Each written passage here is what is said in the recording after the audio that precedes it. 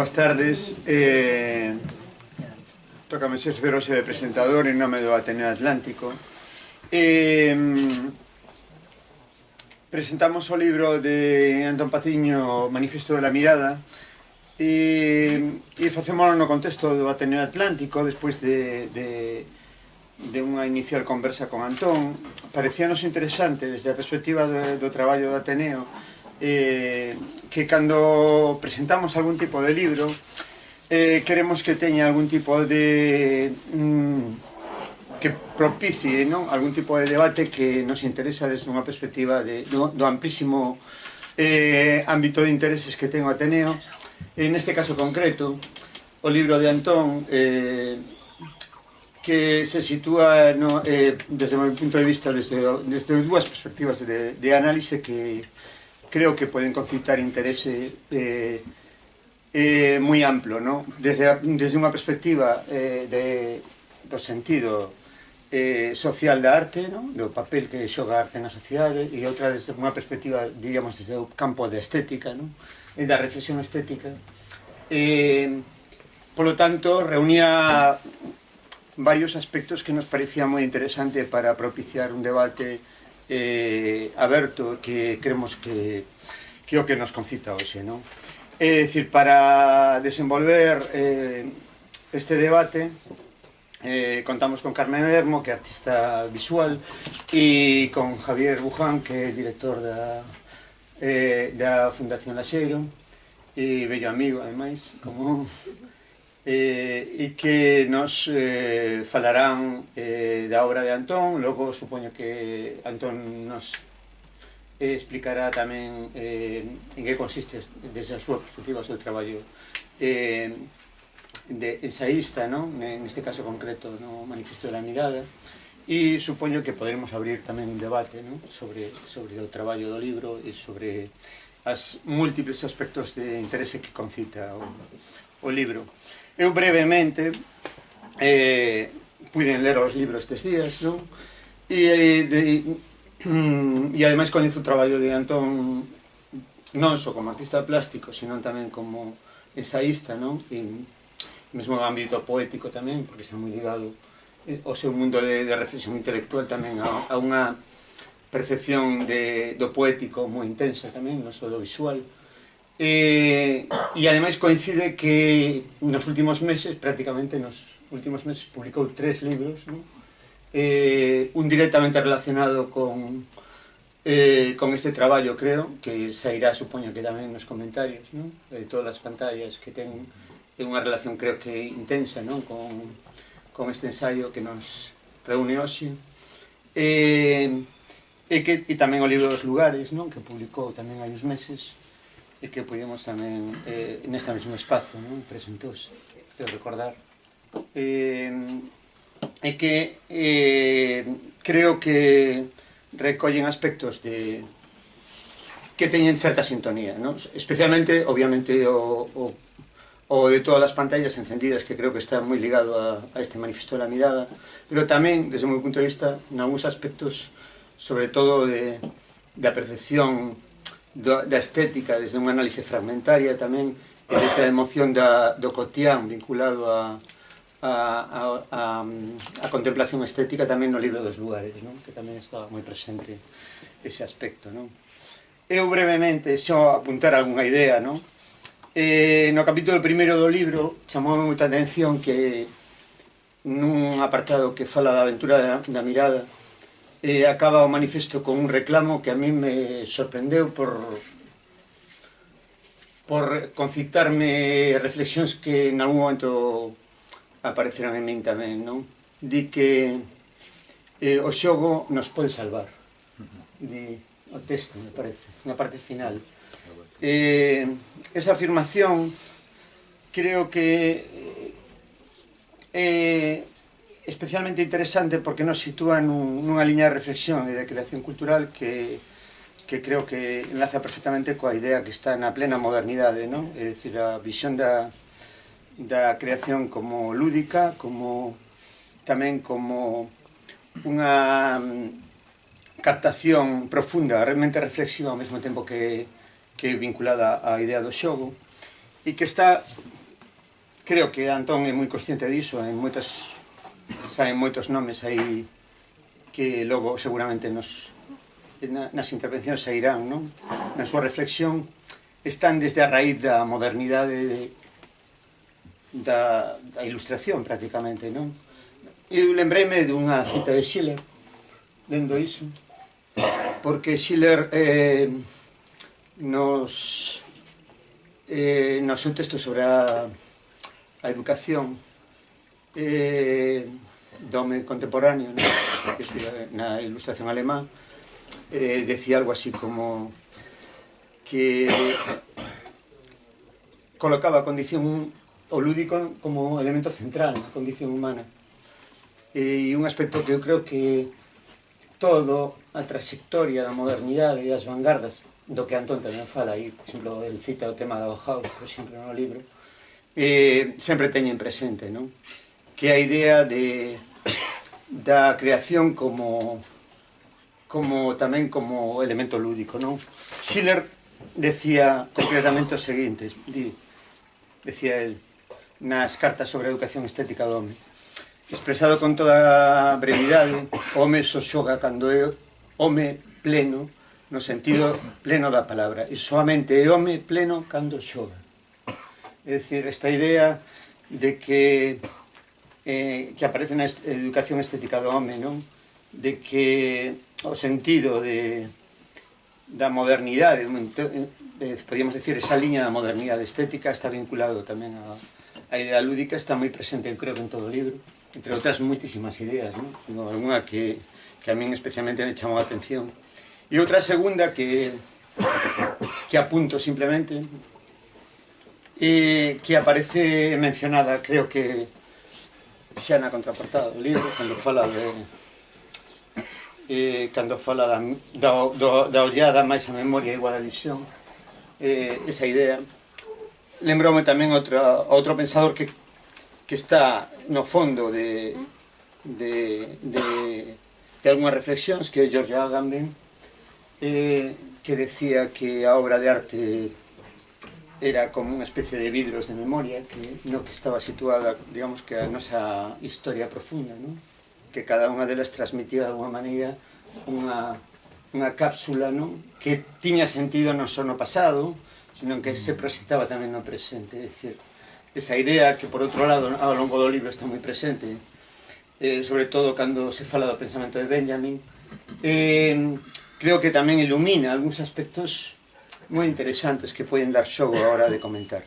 Ben, como a miña misión hoxe non era realmente interpretar o libro, sino presentar, vou darlle a palabra a Carmen Hermo en primeiro lugar, e antes de nada lembrar desde a perspectiva do Ateneo e do traballo do Ateneo que mañá o Ateneo ten un debate sobre xénero e creación, no que estará presente 3 escritoras, Teresa Moure, Regina Vega e Ima López Silva, non? Aquí ao lado, na Casa do Libro. E tamén lembrar que o Ateneo tamén está colaborando neste momento no ciclo de a Primavera do Cine, que está a ter lugar nestes días con un ciclo de cinema brasileiro en Vía Norte, non? Que ás veces xa a actividade nosa se está cruzando de maneira que non podemos estar nos dous sitios ao mesmo tempo, non? Pero en todo caso convidarvos a participar nas actividades do Ateneo e agradecerle a Antón que pensase en nós para presentar este acto e tamén agradecerlle a posibilidade de lectura e de debate sobre o seu libro. Deixo a palabra a Carmen. Moitas gracias. Boas tardes. Eu son artista visual, como xa escoitastes que me presentaban. Entón, para min é un pouco difícil expresar contar, non teño o don e a intensidade da palabra que ten Antón, pero si tentarei faceros chegar o que o meu achegamento a estes dous libros. En primeiro lugar, o das pantallas, que dixeña Antón, acabei mal lendo este libro, rematei, acabouse así. Pero de repente apareceu outro libro. É un libro optimista. poderíase decir, non? Tamén quero introduciros con unha imaxe dun artista que además é recurrente no libro de Antón, que é Bob Wilson, que realmente non é un artista plástico, é un escenógrafo, non? Director, sí. Director, sí.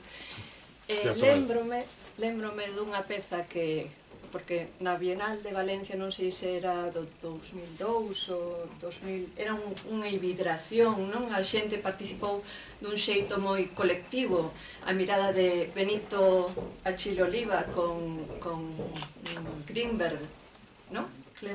No, o cineasta, cal era? Bueno, Greenaway, perdón.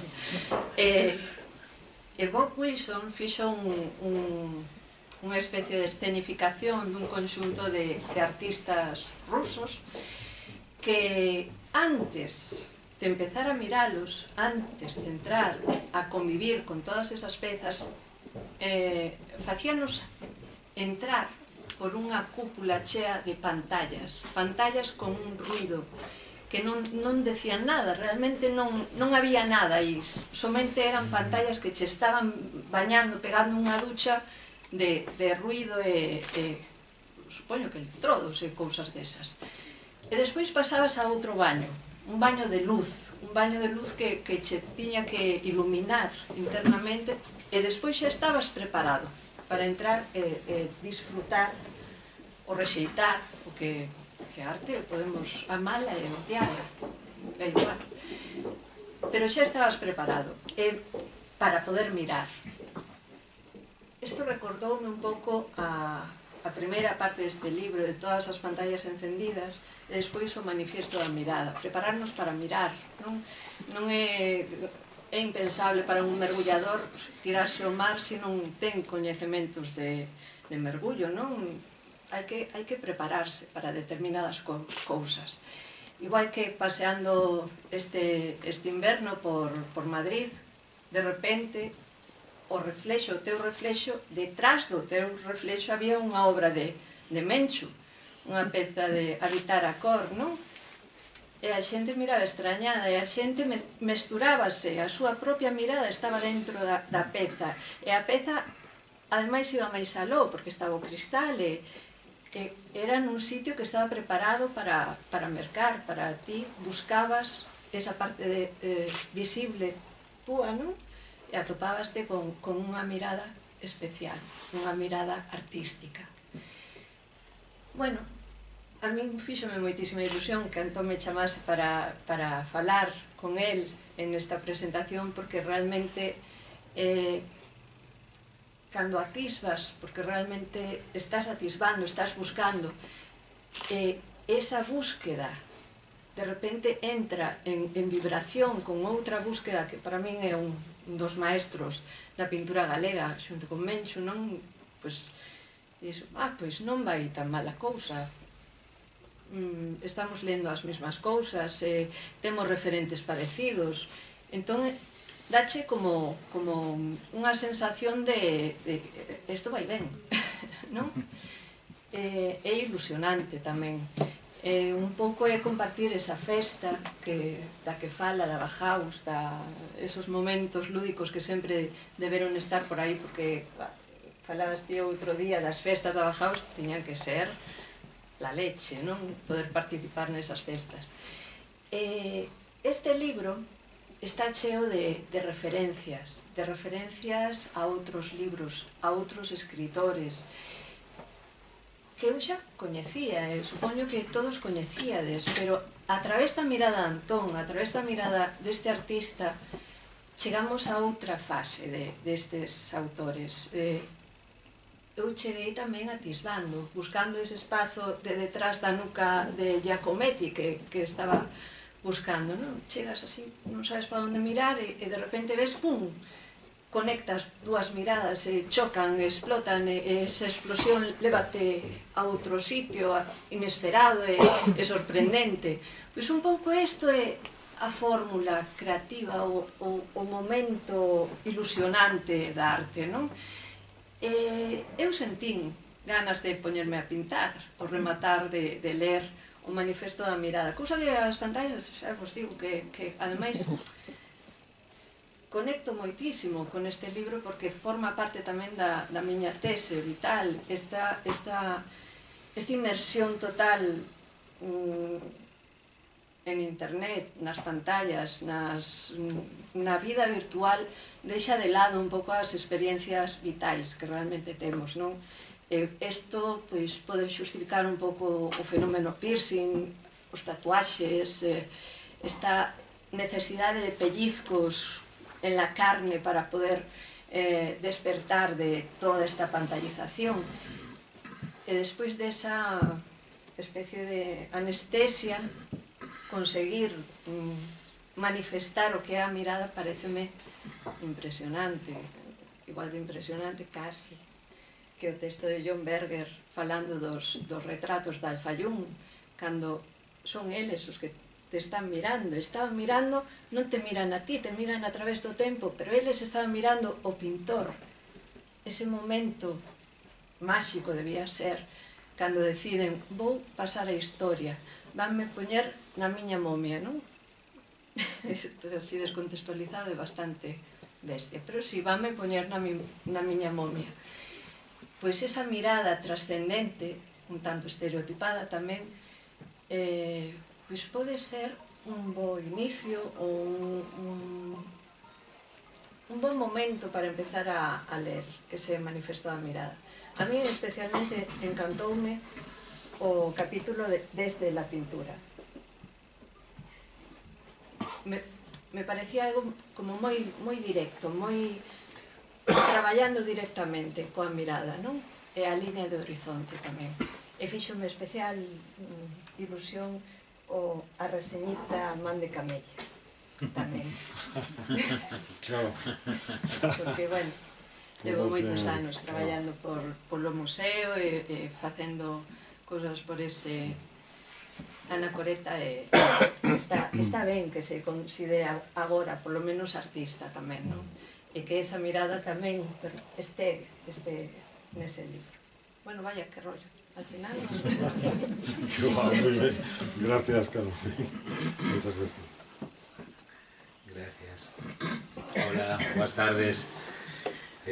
Bueno, teño que decir que disfrutei moito lendo este libro porque Antón ten unha prosa que sale toda como a borbotones, non? Igual que a súa pintura, que é así moi vital e moi xestual, inda que logo por detrás hai un trasfondo intelectual e de utilización de signos e símbolos mediante recursos que teñen máis que ver ás veces coa semiótica que coa pintura. Si tes sempre unha actitude que, como dixo algún crítico, creo que sale na lapela do libro, que eres un expresionista conceptual, non? Pois un pouco, a min pasoume un pouco tamén coa túa prosa, non? Nunca lera nada teu, nada de ensayo.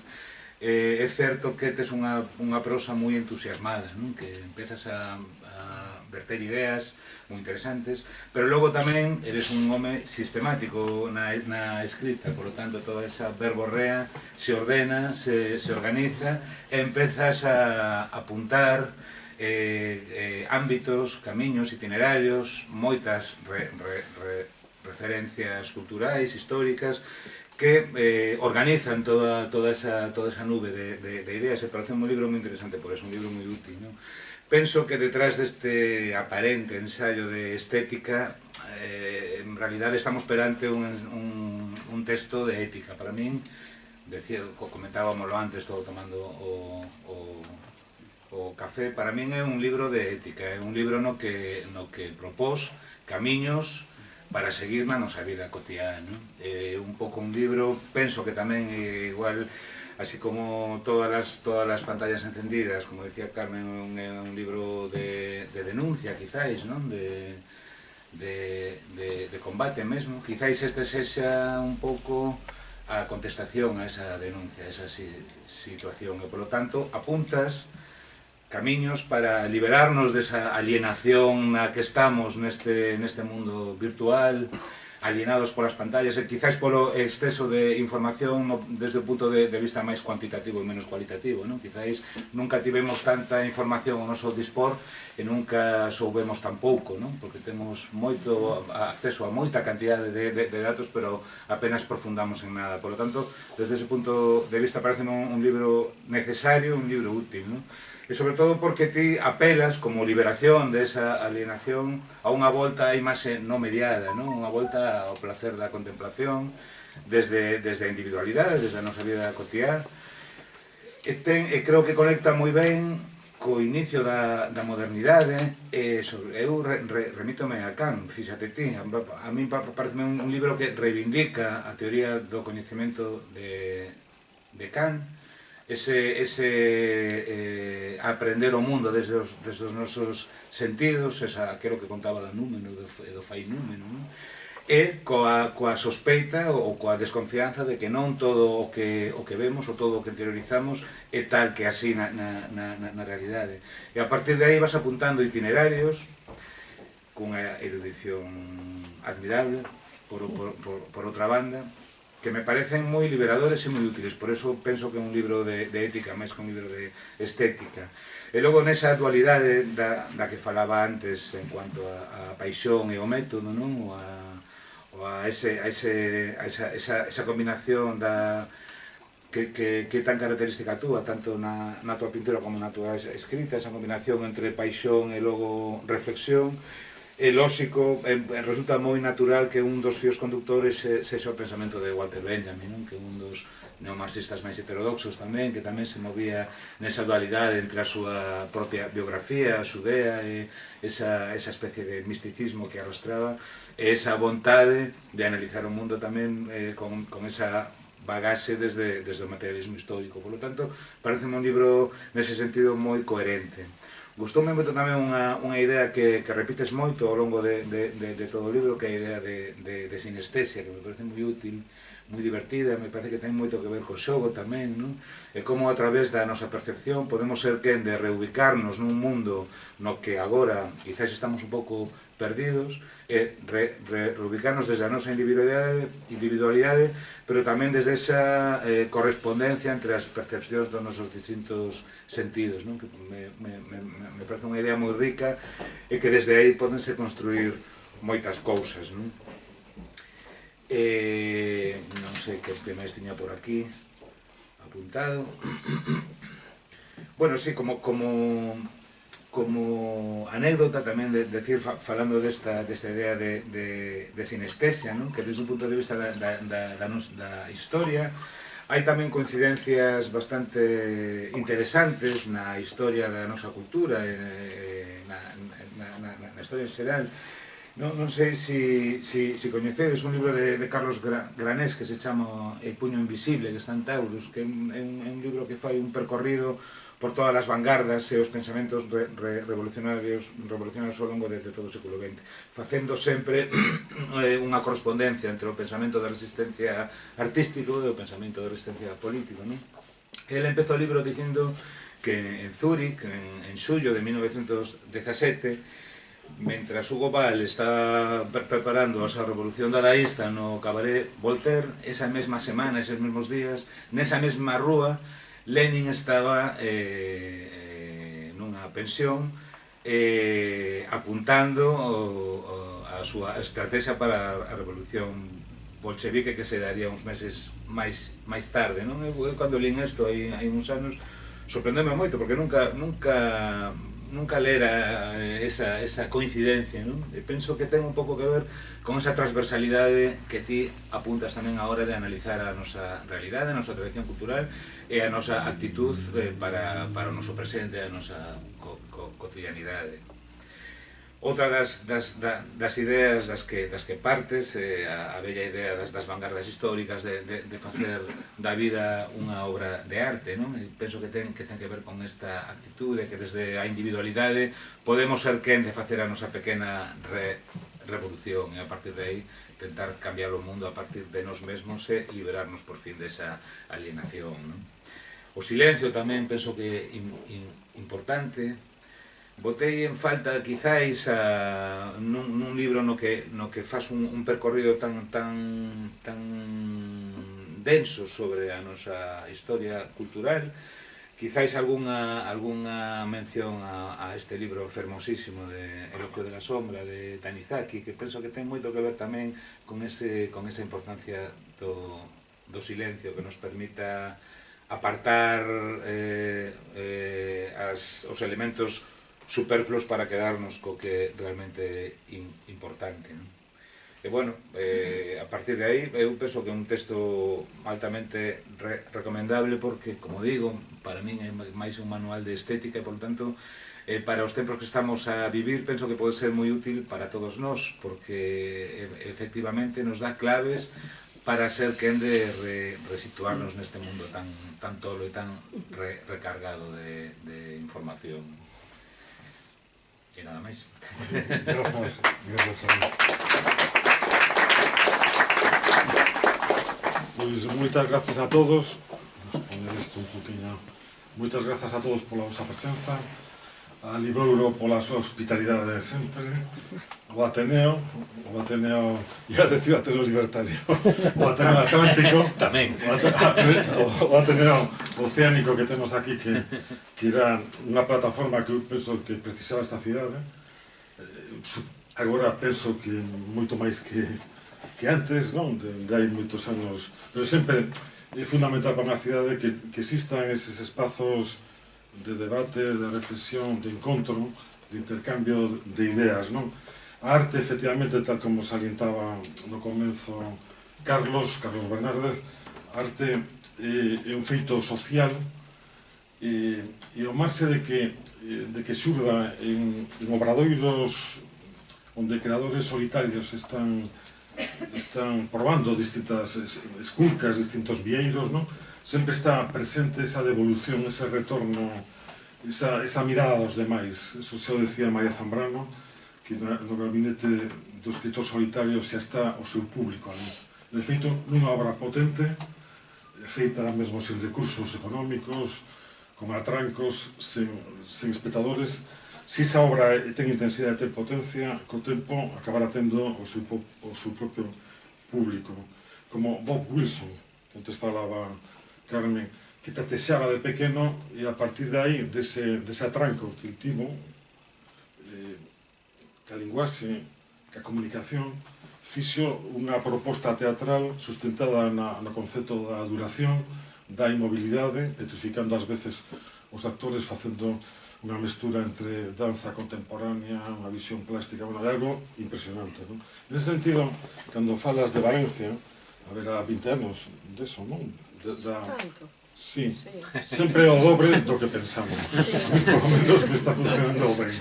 Se ti pensas 10 anos, non é unha década, son 2 décadas, non?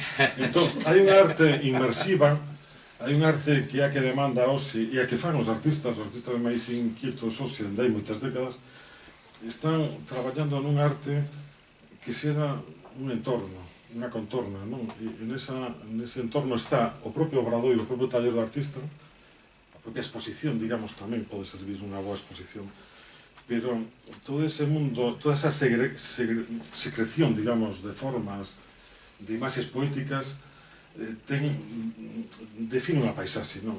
Esa paisaxe nova é a que se lle pode ofrecer a xente, ao espectador, porque claro, variou todo, variou a posición do artista, pero tamén do espectador. O espectador non é un ser pasivo, inerte, non? O espectador e a espectadora teñen que ter unha dimensión, eu puño ás veces con X, de expectación, con S de espectral tamén pode ser, non? Ás veces cando alude o oído do misterio, non? Quer dizer que, se nos deixamos, mergullámonos nese espazo da creación, o que podemos atopar experiencias inéditas, que moitas veces o que reflicten é a descoberta do novo, porque non hai nada máis difícil de valorar que o que está perto, non? Agora estamos vendo este vaso de auga, que contra o fondo este escuro mouro, é simplemente un fenómeno plástico alucinante. Refracción. Sí, refracción, pero algo increíble o que está acontecendo aquí. E claro, eso explica, por exemplo, toda a xeira de cadros de Luis Fernández, alrededor deste fenómeno, ou mesmo antes falábamos de Morandi, pero estando en Bolonia, despois de estar na casa de Morandi, nunha mostra nunha galería en Bolonia, había un pintor alemán, non era unha mostra excepcional, eran tocados do tamaño deste libro, e cada había un vaso de auga desde distintos matices. O de Luis Fernández, por certo, era de viño tinto. O sea, que esa diferencia. O de Fernández era viño, parecía mencía, non?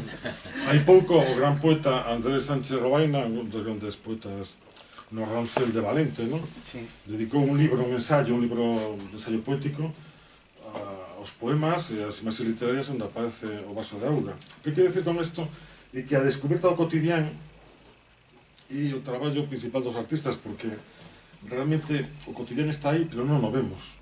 O sea, a técnica do Unheimlich, do extrañamento que decía Freud, a desautomatización fronte á rutina perceptiva, fronte aos vieiros xa predeseñados, porque claro, que son predeseñados do consumo, non? Por iso, claro, efectivamente aquí hai dos mundos, o mundo ese do desacougo que falaba Carmen, con relación á arañeira perceptiva, esa turboviolencia, esa tecnoviolencia, ese permanente asedio visual que supón a hipertrofia do dinámico, pero un sentido de aniquilación das conciencias, non? Entón o libro este naceu case como a necesidade urxente de facer un panfleto, era algo pequeno, chamábase Crise da Mirada, a crise da mirada, porque a mirada entrou en crise, porque temos, digamos, conseguiron case anular as coordenadas perceptivas do ser humano, que serían o espazo e o tempo, non? O conductismo subliminal, a atomización do tempo, todo esta cruel, digamos, consolidación dos resímenes de visualidade, o que fai e que a imaxe de algún xeito queda aniquilada e a mirada dende a conciencia libre do ser individual non existe, porque non hai tempo para que aconteza tal fenómeno, non? Entón eu empecé ese panfletiño, chamase A crise da mirada. Que sucede? Foi antes o comenzo foi xusto antes da crise económica esta tremenda, non? E pasou, e mesmo o título quedou esmagado, non tiña sentido xa que aparecera a palabra crise, que a mí me parecía con relación ao fenómeno da percepción como expresiva, porque, entre outras cousas, a crise total foi dinamitando case todo, non? Entón, o sistema de dominio da imaxe veloz dentro do mundo este do bucle audiovisual, do fluxo audiovisual, o que permite a alguén pensar que está vivo e que existe, que hai elementos dinámicos e agradables mesmo e tal, pero realmente non hai nunca ningún encontro dese ser humano ca súa propia conciencia. Non hai nin tan sequera un momento de reflexión, porque todo está deseñado no automóvil, na casa, na televisión, que as 7 horas diarias que penso que está o ser humano occidental diante das pantallas, non? Entón estamos falando de algo simplemente arrepiante, non? Que é pensar que a xente está horas e horas, todas as jornadas, diante dun trebello que o que fai un simulacro da perspectiva renacentista, porque ademais o máis triste dende a concepción das vanguardas históricas é pensar no retroceso terrible que representa isto. O cubismo, o constructivismo, todo eso representou, esfarelou, digamos, espazo de representación da profundidade falsa, esa e en cambio as pantallas de ordeneta non son máis que o mito da caverna, digamos. Entón, esa espectralidade dos fantasmas abduce a mirada, prácticamente destruye as biografías e a vida. Iso sí, dun xeito moi lisérxico e moi agradable, non? A posición miña con relación a isto é como pintor, como que esa banalidade da imaxe, das imaxes, esa instrumentalización, ese uso das imaxes, mesmo das vanguardas históricas, porque o que vemos que a sintaxe do consumo moitas veces está fagocitando as aportacións das vanguardas históricas, non pode levarnos, ou non nos leva a ningures, non? Entón, que fago neste segundo libro? Pois, máis ben un inventario, un reconto daquelas cousas polas que sinto unha gran fascinación, non? eu saín transformado de experiencias como a de Bob Wilson, pois hai un capituliño aquí dedicado a Wilson, o gran director de teatro americano, porque é quen de cambiar. Entón, mira, ti saes dunha peza del e ves a realidade doutro xeito, non? É algo realmente único, non? Esta mesma sensación, pois, evidentemente, temola se estamos un pedazo de tempo diante duns cadros de Rozco ben ubicados, non? Ben situados nun espazo agradable e unha boa combinación, nunha exposición. Aí depende moito tamén a montaxe, pero aí o que temos é unha sensación da cor-luz, unha sensación realmente emocionante, non?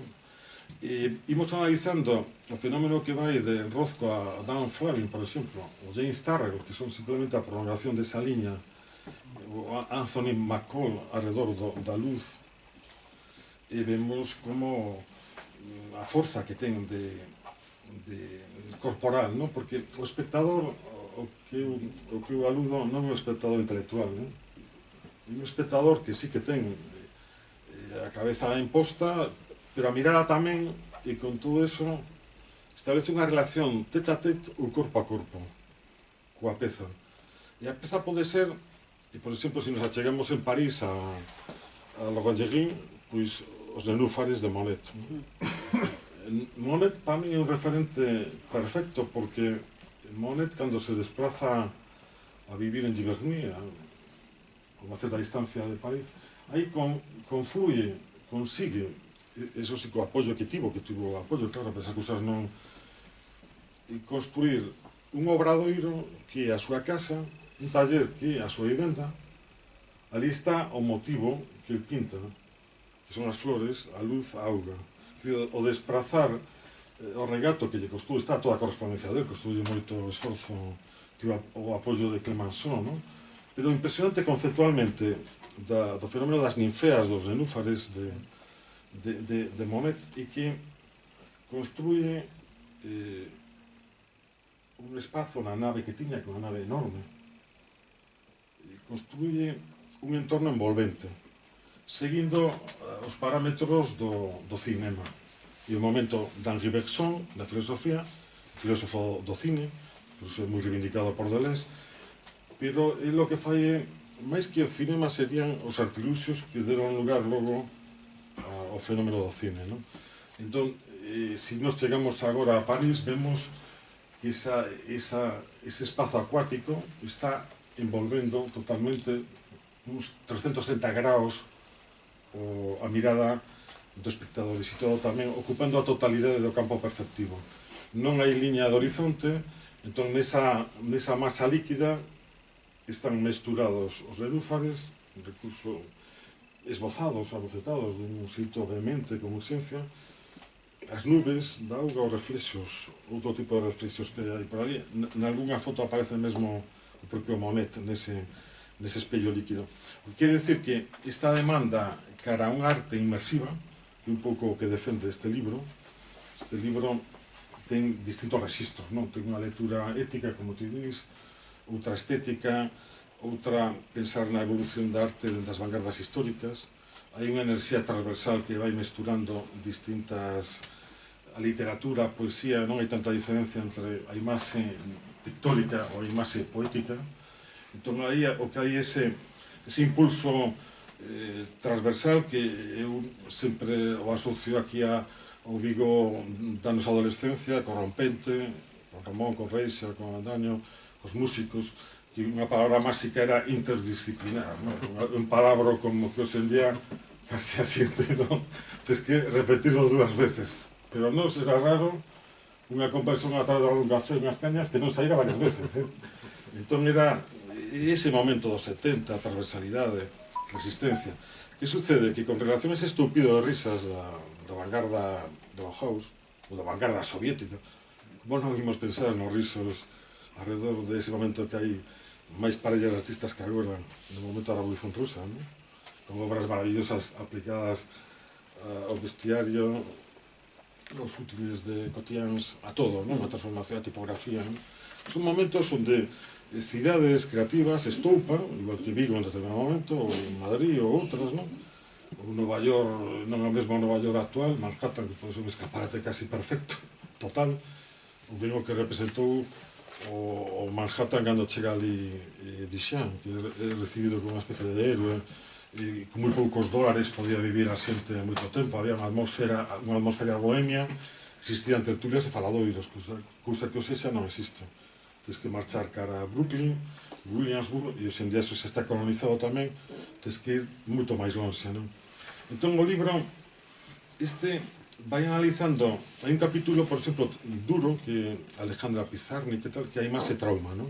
Por exemplo, para que non me dixeran, coño, estás falando sempre de máis moi fermosas, non?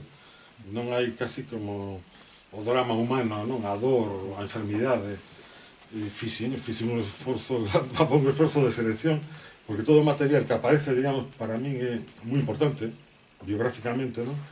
E o que eu quería con este libro é transmitir simplemente esta paisaxe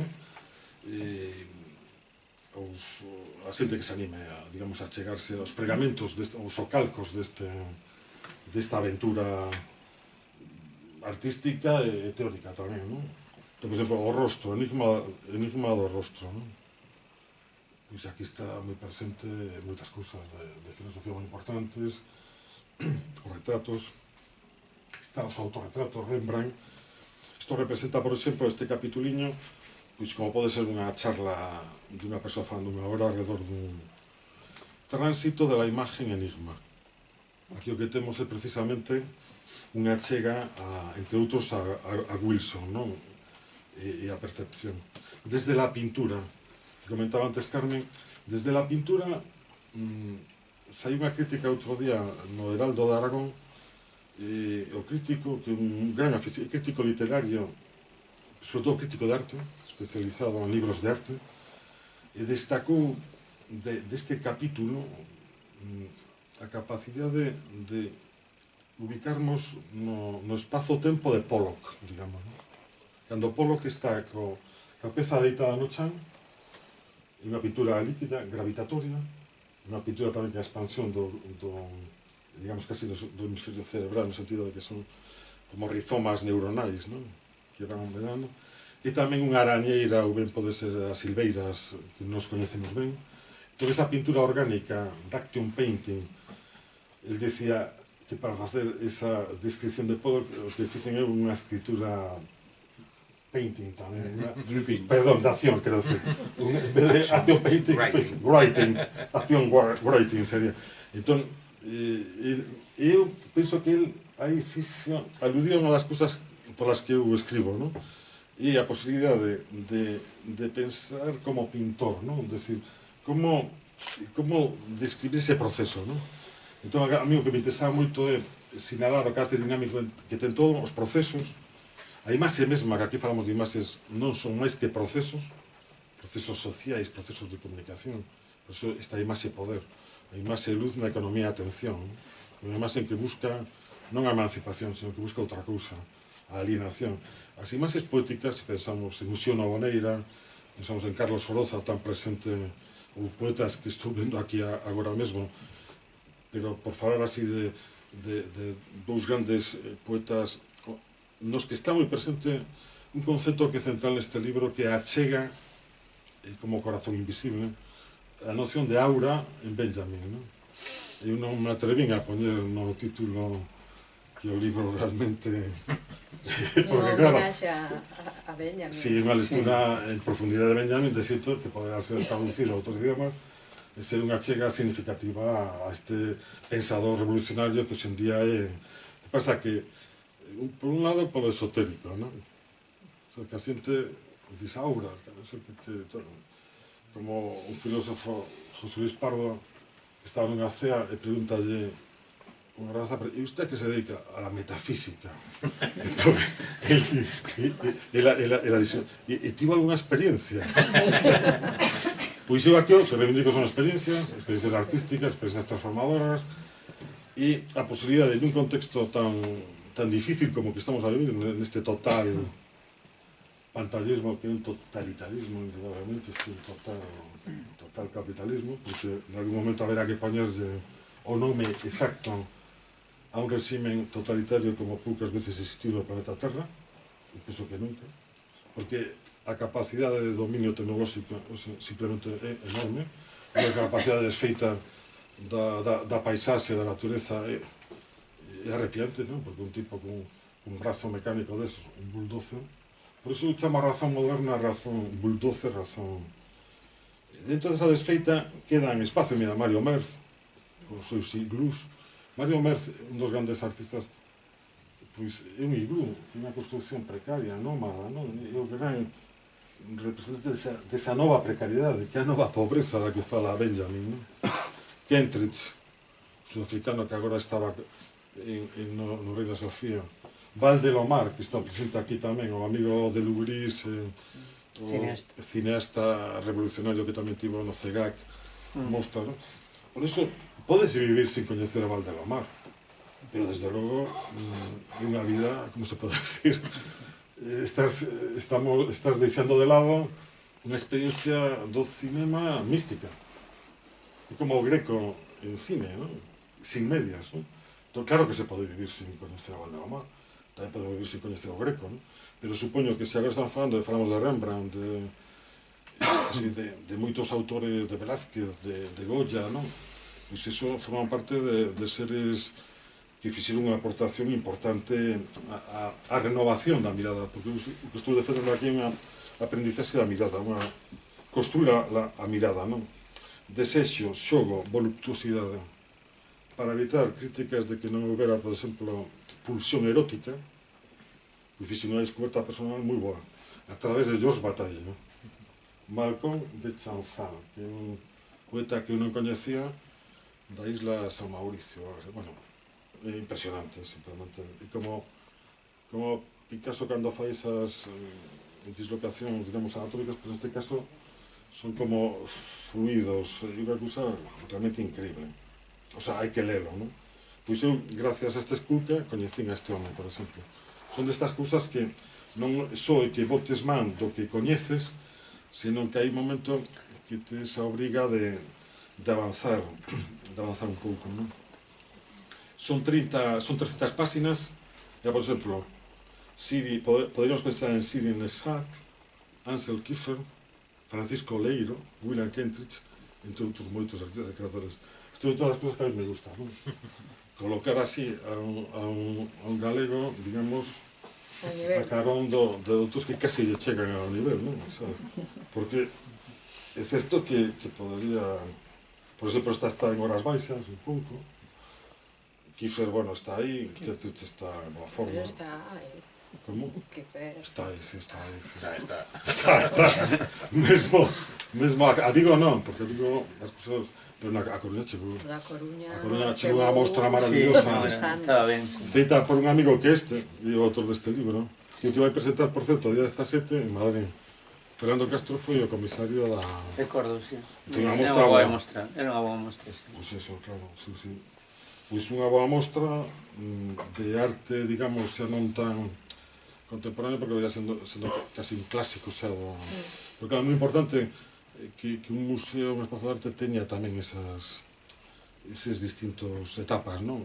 Non unha concentración especializada monótona nun recuncho sectario, non? Digamos, hai que ter esa visión de amplitude, porque entre as cousas que a vontade deste libro tamén, didáctica, de decir, a prensa preguntábame, este está destinado só a creadores, a artistas, galeristas, o centro do mundo da arte? Non, isto está destinado a toda a xente, ia decir que teña ollos na cara, non? Pero a toda a xente que queira participar na experiencia... E que queira abrir os ollos. Sí, tamén. efectivamente. E, por certo, abrindo os ollos, pois habería que abrir un pouco a palabra, digamos, entón, se queredes entre nós, se queredes vos tamén algunha... Sentir o espazo, por exemplo, este capítulo sobre o espazo na arte, como é o concepto de espazo na arte, no cubismo, no minimalismo, porque claro, son concepcións moi distintas, pero tamén como un arquitecto poderoso, antes falábamos do Panteón, de espazos que a fin de contas é un baleiro, é aire, non? É aire configurado de determinado xeito, non? Esa forza, non, que teñen está Bois, que é un autor que en Zaragoza decía, coño, Bois está moi esquecido, é normal que ti falas algo de Bois, non? Cando Bois ocupaba... É certo que Bois está esquecido porque a xente normalmente como as marcas de dominación, non? Hai unha marca, non? Transporte urxente este, non? E as outras quedan eclipsadas, non? Entón, Marcel Duchamp e a Duchamp pite esa crítica, xerou eso. Igual que Picasso non ten tempo de hacer que non sei que. Son máis ben parvadas, fíos da percepción. Isto é unha chega, eu penso que bastante elocuente os dibuxos de Giacometti. Giacometti é un escultor, pero un extraordinario pintor e un dibuixante moi bo. Entón, eses fíos da percepción serían como esa mirada que vai do dibuixante, digamos, ao motivo que está dibuixando, que pode ser o irmão, a nai, ou ben unha natureza morta, non? Entón, esa captura dos datos fenoménicos son os que vai trasladando digamos que é como unha especie de fío invisible que vai do obxecto, casi é como estar como unha especie de pantógrafo, digamos, non? Nese sentido aí, o empregar o concepto este de dato fenoménico, se aparece unha cousa importante que é a fenomenoloxía, que para mí é moi importante, non? Que está nos pensadores e que chega a John Berger, que falábamos antes, ou ben Merleau-Ponty, que é un autor que non aparece mencionado, pero que de algún xeito Merleau-Ponty é moi significativo con todo eso, e chegaríamos hoxe en día a Georges Didi Huberman, que outro día estuvimos con ele en Madrid, que foi unha cea de homenaxe, e o gran teórico, digamos, Georges Didi Huberman, con relación á mirada, non? Entón, a miña aportación sería contribuir a esa teoría da mirada dende a perspectiva do pintor e cun coñecemento dos procesos de configuración da materia, non? Porque, claro, o que é importante da arte é esa relación con materia, non? Porque a veces estamos falando sempre con palabras, hai que entender ese manchar as mans, esa forza das cores, non? Maxia da imaxe, xogando co propio imagen, magia, o poder da imaxe, ese poder que sempre tivo que na pintura eu falaba aquí da proba do bisonte, no sentido de que esa protuberancia, digamos, que está retando aí, e poucas obras de arte contemporáneas son quen de aturar esa proba, de resistir esa proba, non? Luchamos a proba do bisonte. Isto fixo moita gracia a Alejandro Ratia en Zaragoza, e titulou así a proba do bisonte. A proba do bisonte aguanta a Tapies, Saura, Susan Rosenberg, Georgia O'Keeffe, pero a mí tamén aquí hai esta Yayoi Kusama, gusta experimentar con nomes de muller, de grandes creadoras mulleres, porque normalmente a historia da arte sempre é moi limitativa, pero non só históricamente, non só ao longo de décadas pasadas, sino mesmo hoxe en día, non? É como se realmente costara moito traballo asumir no eido da pintura dun sitio moi especial, non? Hai moi poucas mulleres pintoras que sortean esa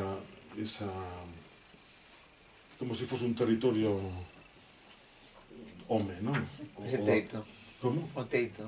Sí, non é o teito de cristal, neste caso é como se fose un territorio onde, ainda que curiosamente hai teorías alrededor das covas prehistóricas, polas mans, tal, que dicen que poden ser muller. A imaxe instante sería esa imaxe próxima ao orientalismo e que non pode estar mencionado todo, porque claro, aquí aludes, digamos, a ese valeiro pleno propio do orientalismo, vamos, do que nos, vamos, da cultura, pero non podes, ao final, non podes porque, pero claro, é un libro fundamental, ese libro que comentabas, vamos, o libro da sombra, el ocio da sombra.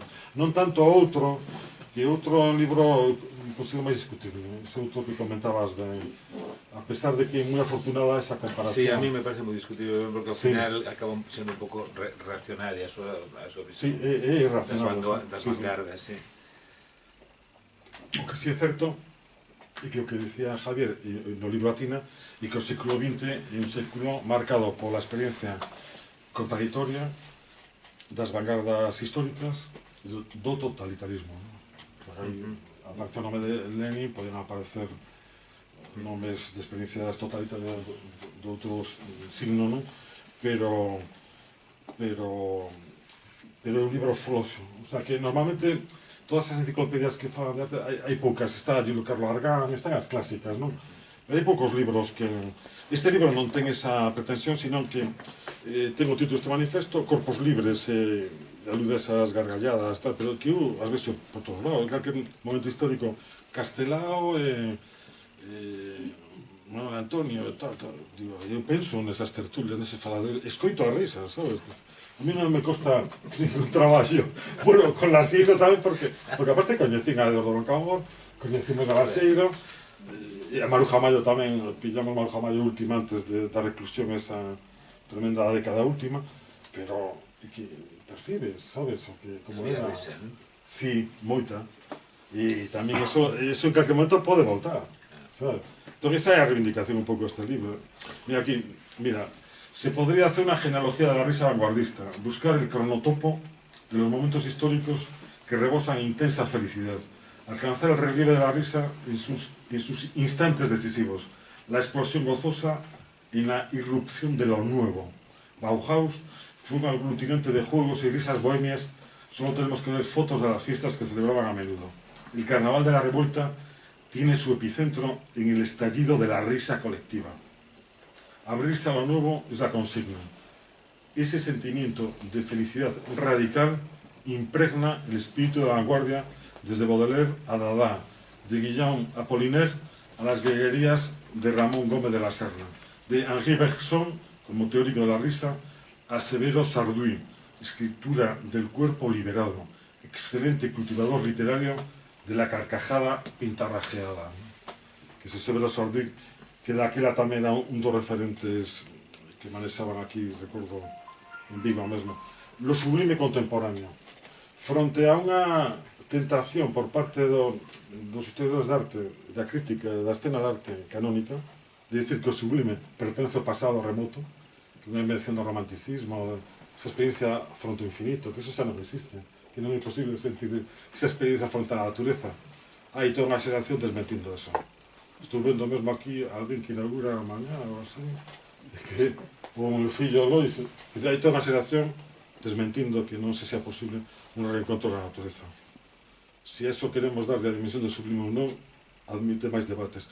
Pero eu atopeime en debates moi pechados hai 15-20 anos e ese un día penso que esa xente que sostiña esa tese non son quen da naturala, porque é imposible pensar en Kiefer sen esa dimensión do sublime, Richard Serra sen outro tanto, e así, un por un. E as habitacións do infindo de Kusama, me diredes que ese non. Unha dimensión de que o espazo pode multiplicarse un pouco como nunha dimensión casi borgiana, digamos, non? Da experiencia. A mí me recuerda, por ejemplo, a la artista Jessica Stockholder. ¿No? ¿A quién? Jessica Stockholder. Traballa a pintura de campo amplio, ¿no? De campo Expuxo expandido. en Vigo. Sí. Expuxo en No sé si Vigo. sería así, Stockholder. Sí. Bueno, ten moitas consonantes. Pois, non, esa alegría, as súas pezas sempre parecen moi lúdicas, parece que pasou, pero tropezou e deixou aí todo espallado, non?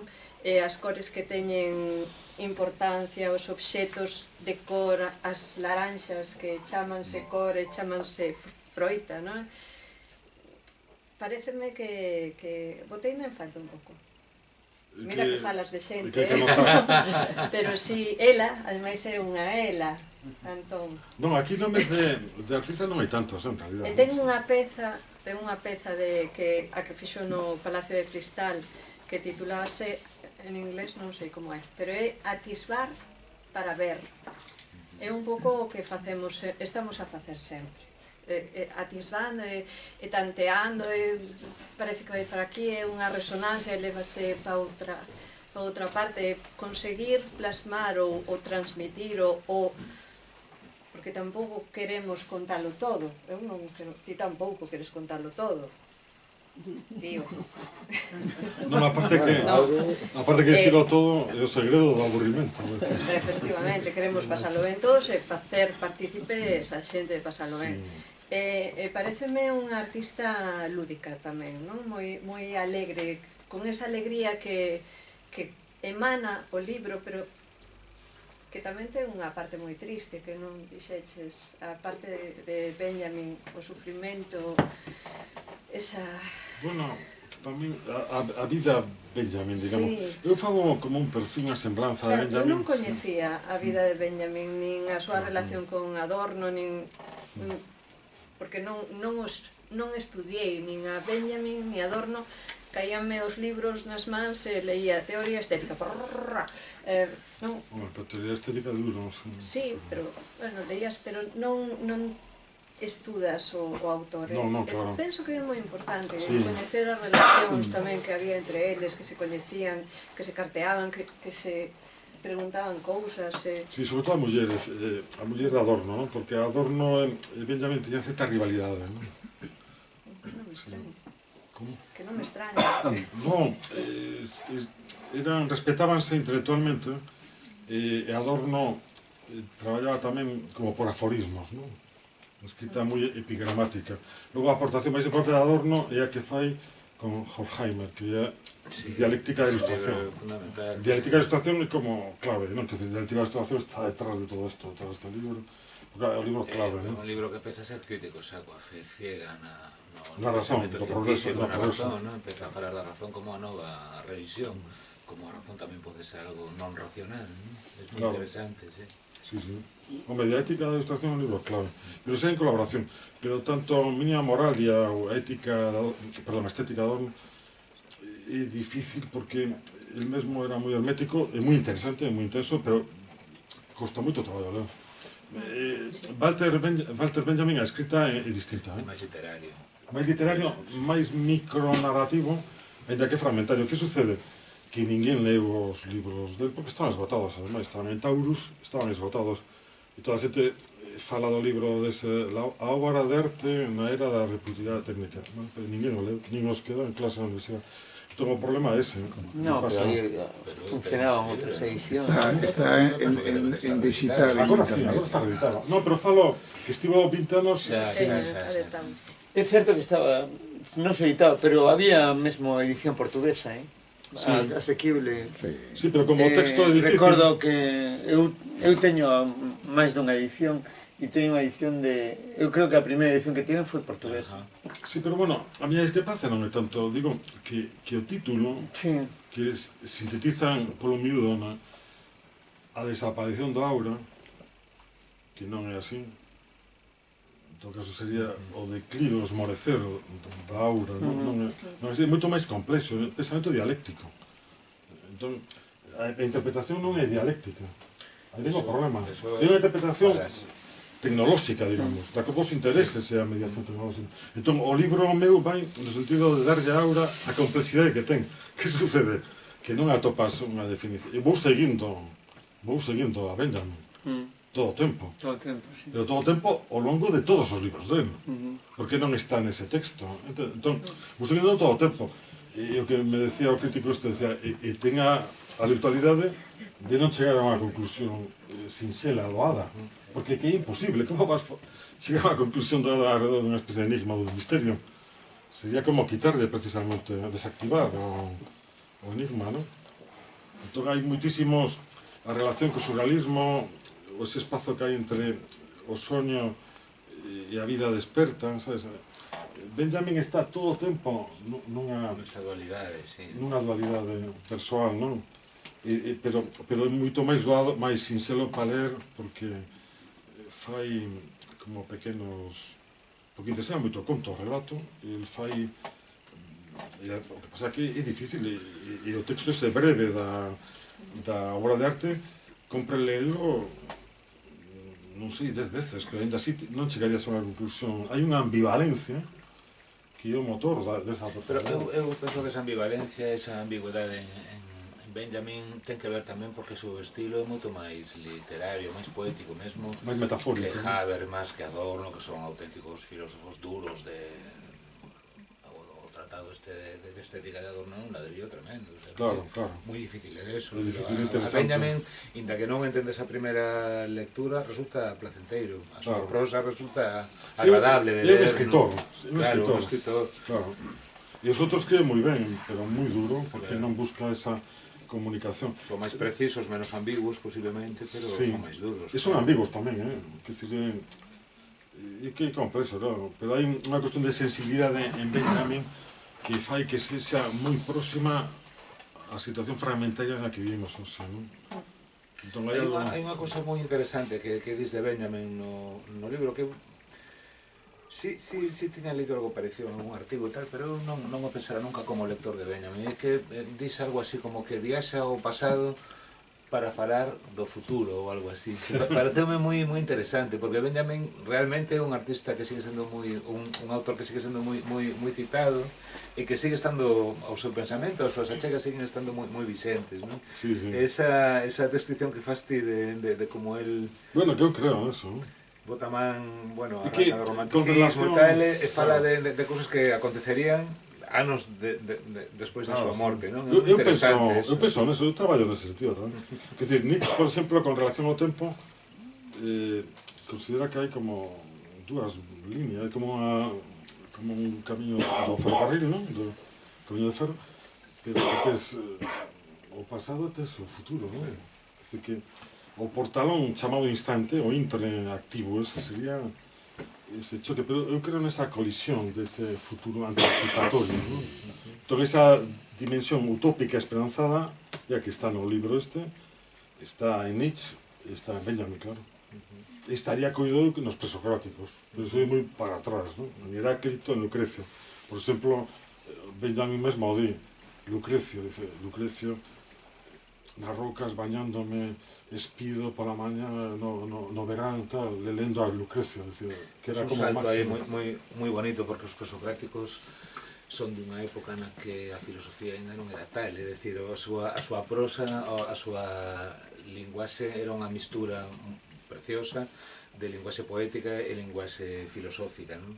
Claro. Eu penso que neste libro hai ese arrecendo en moitas partes do libro, que como artista que eres xogas a ser filósofo mellor neste libro, Claro. pero hai sempre un arrecendo Sí. tamén que ten moito que ver coa poética, co cal é unha forma de achegámonos a moitas ideas do pensamento filosófico, pero dende unha Claro. aproximación Sí, sí. poética, non? Sí, a idea de Eso xogo. é moi claro. interesante. A idea de xogo, de sensibilidade, é dicir, temos un material, uns refugallos, cousas que valen, outras que non, temos a posibilidade de con eso de construir cousas novas. Pero que a propia noción do tempo é un concepto estéril se seguimos a linealidade darwinista, non? É estéril totalmente. É dicir, o eterno retorno, que é un pensamento imposible de Nietzsche, porque nunca ninguén sabe que carallo quiso decir con eso. Pois eu entendo que está aí nun momento no Zaratustra, que é cando aparece un enano, e tal, ese momento, esas parábolas son impresionantes, moito mellor que Benjamin, claro, porque Benjamin ven sendo como bataille unha nota a pé de página con relación a Nietzsche. Bueno, Nietzsche, claro, foi... Nietzsche que é moi forte, que Nietzsche, cando eu digo aquí que a vida pode ser unha obra de arte, en realidad, que decir, claro que é unha obra de arte, e está Nietzsche detrás, pero era o único que lle interesaba, a arte, non? Claro, un escritor potentísimo, non? Pero Bataille di, non, que este libro é unha nota a pé de página da obra de Nietzsche, pero hai un vitalismo, unha exuberancia, algo dionisíaco, por suposto libertario, unha mestura que a que ten Mario Merz, a que ten... Nietzsche é outro filósofo máis literario tamén, eu casi o disfruto máis como literato que como pensador, e que é moi importante, claro. Porque son pensadores asistemáticos. É dicir, que nós, como vimos digamos, de refugar os grandes relatos, non? E rematar unha especie de storytelling vulgar, non? Como dicía, a ver, temos unha sospeita con relación o escrito Kant, ponemos así como nervioso, non? O sea, que decir, temos unha certa resistencia a creer nas verdades excluintes, únicas, moi perfectas, porque sabemos onde nos levaron. Claro. A mí esa verdade única que non me interesa nada, a verdade poliédrica, como unha árbore que medra, terá en todo caso, terá un anaquiño desa verdade complexa, plural e en marcha. Bueno, ¿no? pero eu penso que estamos nese momento. Estamos no momento que precisa. Das verdades absolutas e, polo tanto, volve a haber tamén unha simbiose moi interesante entre o pensamento filosófico e o pensamento místico, que de eso tamén falaste no libro, non? Non, a única ferramenta do coñecemento xa non é o coñecemento da nosa cabeza, senón que tamén está o espírito, o corazón, algo que nos remitía na Edade Media eses anos oscuros que se decían, ahora xa non parecen tan oscuros, se está reivindicando moita parte dese pensamento, e mesmo estamos ollando moito para o Oriente, non? Que teñen esa outra forma de chegarse ao análisis da realidade sin ser únicamente coa cabeza, non? E o propio pensamento feminino, digamos, porque parece como, claro, se ti ves, parece un oxímoron, claro, porque vas a sección de filosofía, tal, onde están as mulleres pensadoras, non? Que se, para entrar na universidade tiñe que disfrazarse de homes. María Zambrano, unha especie de... que eu aquí fago precisamente esa incursión mística, que é certo, que existe, digamos, ese trasfondo aí, a través dun texto que de María Zambrano, que é impresionante, digo, si, que é a éxtasis, é posible definir, vamos definir, non? É posible unha chega literaria a éxtasis, este texto, que é unha cita moi longa, e logo o texto Oniro Kitsch, que é un texto pouco coñecido de Benjamin, e aparece claramente como un escritor surrealista, digamos, que ten moitísimos puntos de contacto co surrealismo, non? Entón, digamos que esa figura múltiple que quere ser como moitas cousas, que é moitas cousas, pero que é unha vida terrible, porque claro, el morre o 26 de setembro do 40, non? Do 40, nos Pirineos, de morte propia, digamos, pero porque estaba fuxindo vendo a desfeita de Europa e do mundo. A carta que citas é moi estarrecedora. Antes de morrer. A carta esa é... Sí, igual que a Aura do lugar, eu abro precisamente que un sitio onde él se a escoller aquel sitio para... Porque claro... Un sitio onde non me coñece ninguén, de non... Sí, sí. É tremendo. En ese punto, que decir, como con relación a Aura do lugar, aí era Aura do lugar que escollera este home para unha carta que lle manda un interlocutor, non? Pero con relación a Man, con relación ao que sea a Fundación Manolo Paz, que ainda estuvimos outro día con Manolo, non? Eses espazos, a Carballeira de Lalín, de Portela, non? Con Sergio, non? Eses espazos onde se consigue que a xeografía, que falabades antes do Panteón ou de Bolonia, determinadas plazas de Bolonia, hai sitios que son máxicos, sitios, entornos naturais, pero logo están estes espazos, para min, o de Man é moi importante. Eu reivindico sempre como artista, por unha razón, porque o meu fillo quiso facer un documental sobre ele, pero xa morrera. Entón, tivemos posibilidade un día co Concello de ver un pouco o material, ver algo de... Estuvo grabando algo. Entón, claro, ves todo o metódico, o esforzo sistemático de fotografías, aforismos. Eu non pude máis que naquelas 2 jornadas por riba ver algo, pero ves unha dimensión, logo sei que apareceron máis cousas. Entón está claro que é un artista... Todos os libros escritos, o marxe, todo numerado, todo marcado, todo desmenuzado, non? Si, é un laboratorio de creación onde el fixo unha casa, a mí me incomoda sempre cando se fala como el caseto, unha casa maravillosa, un refuxio, con un deseño, con as pautas, as medidas, e con unha obra potentísima. De feito, aquí no marco estivera as pezas de Man e ideas de Man con relación a Marea Negra. Unha mostra de Pedro de Llano. Eu participei nesa mostra, que mirai se era heterodoxa ou tal, ou transversal, que estaba el roto, onde Révalo, con viñetas, estaba os recortes de Man, cando ao final as mans na cabeza, e eu tiña Mareas Negras. E había logo xente de África, xente de... Unha pena de tese, pero sen catálogo, digamos que non quedou... E non sei se queredes participar algún de vos, ou... Eu non sei tampouco agora, porque non sei... Non sei canto tempo temos. Sí. Unha pregunta. Alguén non está de acordo con nada do que se dice? Con todo o que se dice? Non, eu quedome con unha cousa. A ver. É que precisamos un faladoiro, que precisamos festas que facíanse en Bayona, mirando, reivindicamos as festas da Ribeira, Manolo Romón, onde perdeu as gafas. Espazos para traballar a creación, falas do xogo, da risa, pero dos faladoiros, decir, de estar aquí dándolle a cabeza para crear cousas.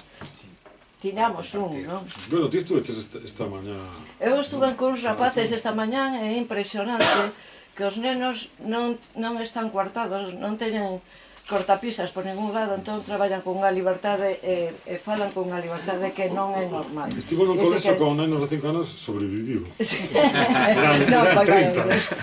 Non, estuvo moi ben, pero que antes os bares cumprían ese lugar de estar de charla, de estar falando hasta moi, vamos, horas, acabábamos casi sempre nas, como se chamaba?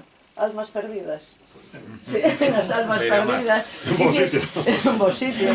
Pero hai que dicir que precisase estar máis tempo xuntos, que dicir, o das pantallas é un lugar non lugar.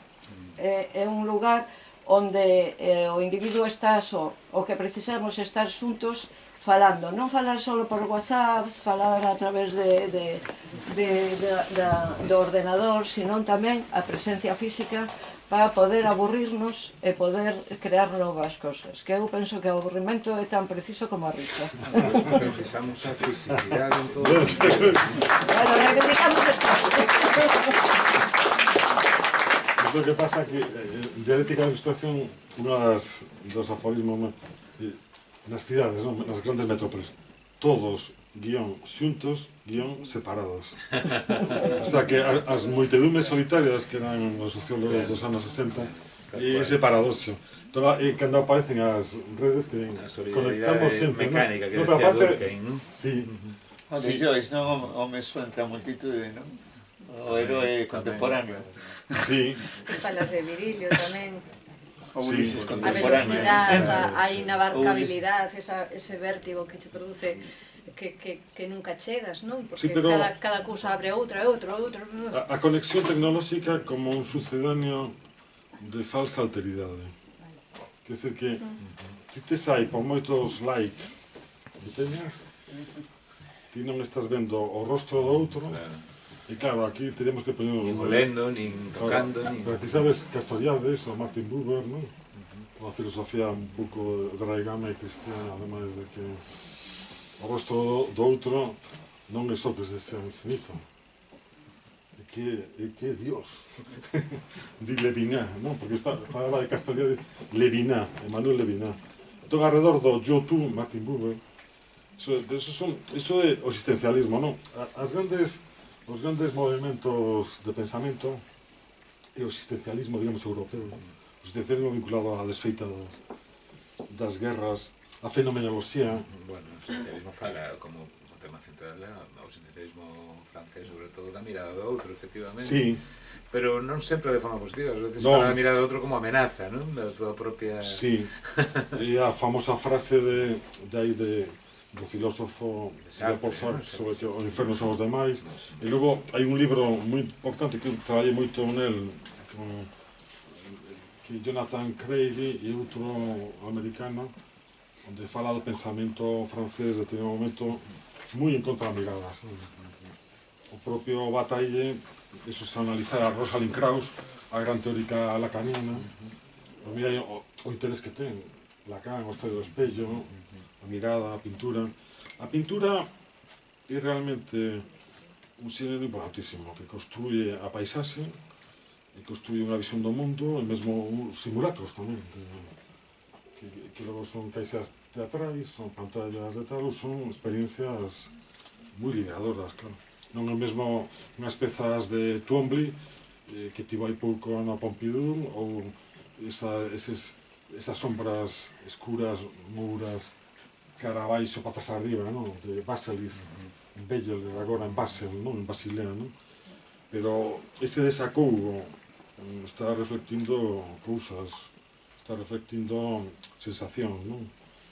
Pero por suposto que a dimensión das vanguardas que nos salían, vamos, o que indica un pouco esa mestura dos sentidos, como no romanticismo. Eu aquí falo nun momento de Friedrich, como Friedrich é o pintor, digamos, que pinta, é pintor froito dun sistema de pensamento, non? Non sei se vos fixete, reparaxedes neso, que non é, Friedrich para mí é un pintor que valora moitísimo, non? Pero non sería posible esa mirada se non houbera un sistema de pensamento. Bueno, pero penso que se pode a todos os momentos. Que cada manifestación artística é un produto cultural tamén. Por suposto, claro. No, respecto de que comentabas ti da tradición romántica que comentabas, decías, falabas desde a perspectiva da historia da arte que ás veces non se trocara da mesma maneira, pero hai traballos moi importantes que chegan desde Friedrich a Kiefer, por exemplo, o de Rosenthal, é esa teoría que establece do romantismo nórdico, non? Relación sublime. Vinculado ao sublime, chega a contemporaneidade con el, e de feito desenvolverse mesmo, vamos, en proxectos expositivos, aparte de un libro fundamental. Un libro que tampouco está no mercado por aquí. É unha tese aceptada, sí. Está aceptada, sí, hoxe en día hai como, digamos que, a outra tradición, a que non pasa por París, non? Claro, que sería a tradición do norte. Pero que chega a modernidade, vamos, chega a nós, non? No sentido pleno, vamos. E como tal está moi establecida, non? Establecida, además, mesmo estableceuse en ámbitos estrictamente académicos, non? En Harvard, nese mundo. E decir, é algo que se puide, ademais, contrastar con proxectos expositivos moi interesantes, non? Pouco antes de morrer el, por exemplo. Sí, en Madrid estivo. En Madrid estivo un proxecto moi bonito sobre esa tradición, sobre esa tradición, e que está moi... Vamos, eu creo que é actuante, é totalmente actuante eso. Que a conexión, digamos, que iría da estética do sublime, nese momento do romanticismo, esa maravilla, digamos, das paisaxes, o sol por, o amencer, non? En Friedrich, e logo pensar que esa luz, que a intuición del, non? Está en Rothko, é evidente. E logo, claro, é moi evidente, eu fixe un traballo sobre Rothko que está ainda sin publicar, pero pasei todo o verán, hai dous veráns, pensando neste tema, en termos moi conceptuais de Rothko, non? E o envolvente que comentabas... Existe esa paisaxe, esas liñas, esa dimensión. O envolvente que comentabas de Monet está no envolvente, nas montaxes de Rothko, si se poden ver... Sí, claro, claro. Por exemplo, na Tate, perfectamente, non? Mesmo na capela... Na capela, sí, moito máis, supoño. Eu non a coñezo... Non o citaba porque non estiven ali, vamos, na capela de Houston supoño que tamén, pero non tiven experiencia. Sí, pero nese caso, e a clausura... que é moi importante. E a clausura da representación... Na Tate está así tamén. Na Tate está así tamén, aí sí se pode ver, supoño que máis na capela de Houston. Sí, pero que a capela é o non o podo decir porque non é o peche do telón. O tema de Rothko, impresionante, ese devalar biográfico. Como nos momentos últimos antes do suicidio, digamos, entra nos grises e no negro, non? Entón non hai diferencia, e o telón pechase, digamos. Que iso que hai na experiencia esta de capilla de Houston, non? Sí. Claro. De todas formas, a mí, se me permitides, me gustaría rematar volvendo ao que ti queres contar e non tanto falando das referencias culturais que citas, que son moi interesantes, pero penso que o interese deste libro precisamente é a defensa que ti faz de volver a unha vida moito máis sinxela que a que nos propón todo este mundo tan sofisticado de indigestión de imaxes mediales, porque ti, ao final, o que propós, o sea, durante todo o libro, é volver á sinxeleza da observación directa das cousas, e por derivación da vivencia directa coas cousas, volver a sentir as cousas sin mediación, non? A min eso creo que é o máis interesante do... Si, esa é a tese do libro, que aparece mesmo na contraparte no sentido de nuestra mirada... Que algo moi sincero, pero do que nos esquecemos, non? Con toda esta... Pero porque o horror vacui, digamos, da sobresaturación de datos, de unha cultura cansa de si mesmo, fai de que nos, a hora de traballar, un poeta, un pintor, non traballa sobre unha folla vacía. Non, claro, claro. Non traballa sobre un espazo branco, sobre o baleiro. Iso sería maravilloso, que existira ese baleiro. E que existira ese tempo. Que non hai nin este espazo baleiro, nin ese tempo de, digamos... Claro, somos fillos dunha... Da mirada de todo. Esa aceleración histórica, ya onde aparece a tese de Virilio con relación a velocidade como principal elemento desestabilizador das nosas vidas e das coordenadas básicas espazo-tempo, representa esta esclavitude actual na que estamos embarcados, que é un camiño cara ningures. En Galicia temos a sorte de ter esa denominación, que é perfecta, ningures. O sea, imos cara ningures. Que sucede que ten que facer isto, mira, antes de Robaina, que antes o menciona, fixe un texto caralludo sobre a miña pintura, tipen a sortesa, non? O coñecín con Valente e tal, e digo, oye, por que non? Bueno, pois, el díxome por teléfono, tranquilo, póñeme eso, vou limpar a mesa. O sea, que se a mesa está chea de libros, pois tal vez para poñer outros libros. Ou os catálogos, algo que lle enviei eu, para que tivera... Ese silencio, claro, pero non temos que ter medo. Deleuze dicía con claridade, Deleuze, que precisábamos illas de silencio, vacuolas de silencio, e o escritor, o poeta, o pintor non traballa sobre unha páxina baleira, sino que aí viría a angustia das influencias, ou diría esa ansiedade das influencias que dicía tamén outro importante crítico americano, non? Pero viría todo o mundo dunha civilización con demasiado... como cando tiramos roupa bella no armario para facer sitio, digamos, non? Que chega un momento que non podes cargar con... Entón, nese sentido, eu defendo sempre a memoria. Porque siguen aí. Sí, pero... Todas esas cousas que as tiraches están... Sí, pero... De alguna maneira, non? Pero é imposible, digamos... mantelas. Non digo que ese xesto novo que faz sobre o branco estaría dependendo tamén da memoria que gravita en ti, das imaxes da tua experiencia. O sea, non poderíamos, digamos, sempre a creación sempre no oído humano é imaginación material, sempre é imaginación combinadora, con elementos preexistentes estamos facendo artefactos e cousas novas. Sería moi inocente. Non, claro, por eso que temos que refugar esa ingenuidade un pouco idealista, que ás veces pensar eso nunha imaginación combinadora, pero claro, temos que facer alo menos esa desbrozar o como se chama en galego cando quitan as ervas malas? Rozar, non? Rozar, que é un pouco cando construir, habitar, pensar de Heidegger. Había que mencionarlo, que non saiu, porque senón no remate, coño, non mencionaste desa Heidegger. Bueno, pois algunha outra, pois pecha tío. Concluímos. Pois podemos concluir coa consigna que aparece aquí, ¿no? Que era ollar máis memoria igual a visión, ¿no? É dicir, esa idea de a que nos propón o libro, creo que está moi ben resumida nesa ecuación, ¿no? A ollada... É unha ecuación matemática. Sí, a ollada máis a memoria igual a visión. Sí, porque visión é como pedirle máis penetrante, non? E, polo tanto, máis visión, non? Máis visión. Pero visión cara ao futuro, non? Que dicen. Por acabado. Gracias.